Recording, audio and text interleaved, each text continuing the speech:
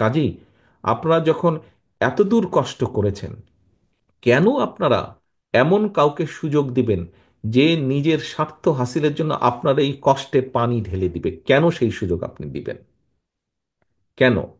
কিছু সংখ্যক লোক তার নিজেদের স্বার্থ সিদ্ধির জন্য, স্বার্থ হাসিলের জন্য আমাদের এত কষ্টের মধ্যে পানি ঢালার চেষ্টা করছে।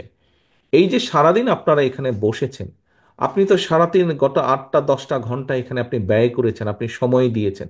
এই যে বসে থেকেছেন, এটার জন্য একটা এনার্জি লাগে।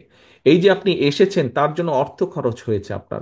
বাস ভাড়া বা সিএনজি ভাড়া বা রিক্সা ভাড়া যেটাই দেন আপনি দিয়েছেন, অর্থ খরচ হয়েছে। আপনার সময়, আপনার পরিশ্রম, আপনার অর্থ আপনি কেন খরচ করেছেন? আপনার আদর্শকে তুলে ধরার জন্য। আমরা দেশ নিয়ে যেই পরিকল্পনা করছি সেগুলো যাতে আমরা বাস্তবায়ন করতে পারি, সেটি ভালোভাবে জেনে নিয়ে গিয়ে জনগণের কাছে উপস্থাপন করা, জনগণকে এটি ভালোভাবে বোঝানো যাতে জনগণ আরো দৃঢ়ভাবে আপনাকে সমর্থন দেয়। তাহলে আপনি যখন এতগুলো কষ্ট করলেন সহকর্মীবৃন্দ, কেন আপনার পাশে বা পেছনের লোকটা সে যদি নিজের স্বার্থ হাসিলের জন্য এমন কিছু করে যা আপনাকে, আপনার দলকে বিতর্কিত করবে, কেন আপনি সেই সুযোগ দিবেন তাকে? কেন দিবেন? দেবার কি একটি কোনো যৌক্তিক কারণ আছে যে আপনি তাকে সেই সুযোগ দিবেন তার ব্যক্তি স্বার্থ হাসিলের জন্য? আমরা তো ব্যক্তি স্বার্থ নিয়ে এখানে কোনো আলাপ করিনি সারাদিন। কেউ কি কারো ব্যক্তি স্বার্থ নিয়ে এখানে সারাদিন আলাপ করেছেন? কেউ ব্যক্তি স্বার্থ নিয়ে আলাপ করেন? প্রত্যেকে আপনারা দেশ দেশের মানুষের জন্য সারাদিন চিন্তা করেছেন, আলাপ করেছেন, কথা বলেছেন আপনারা। কাজেই সহকর্মীবৃন্দ, আ- আপনারা প্রায় বলেন, আমি প্রতি অনুষ্ঠানে বলি, আমার সাথে যখন কথা হয় সেটি ইউনিয়ন পর্যায়ে হোক, গ্রাম পর্যায়ে হোক, জেলা পর্যায়ে হোক, উপজেলা থানা পর্যায়ে হোক, বিভাগ পর্যায়ে হোক, যেই নেতা, যেই সহকর্মী, যেই কর্মীর সাথে আমার কথা হয়, একটি কথা আপনারা বলেন যে, ভাই, মানুষ বিএনপির দিকে তাকিয়ে আছে। ইয়াস, মানুষ যদি বিএনপির দিকে তাকিয়েছে, আপনাকেও তাকাতে হবে জনগণের দিকে, আপনাকেও তাকাতে হবে মানুষের দিকে।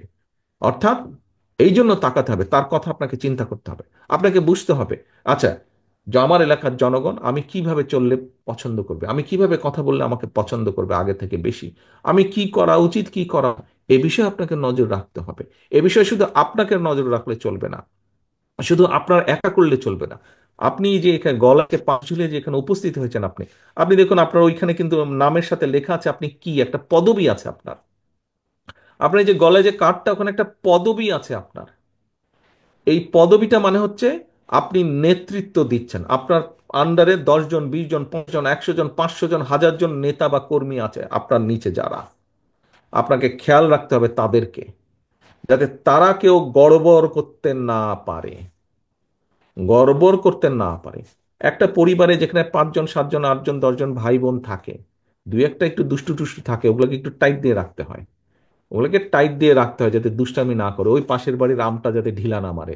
পাশের বাড়ি প্রতিবেশী যদি একটু একটু রাগী হয়, তো অনেক সময় দুষ্টু ছেলেরা করে কি, ঢিলা মারে রাখতে পারে। এই যে পরিবারের ওই যে ভাইটা বা যেই সন্তানটা এরকম একটু দুষ্টামি করে, ওকে টাইট দিয়ে রাখতে হয়। আমাদের দলের মধ্যে হয়তো এরকম থাকতে পারে, একটু দুষ্টু থাকতে পারে। এদেরকে টাইট দিয়ে রাখতে হবে। এরা বুঝেই হোক না বুঝেই হোক দলের ক্ষতি করে ফেলছে বা ফেলে অনেক সময়।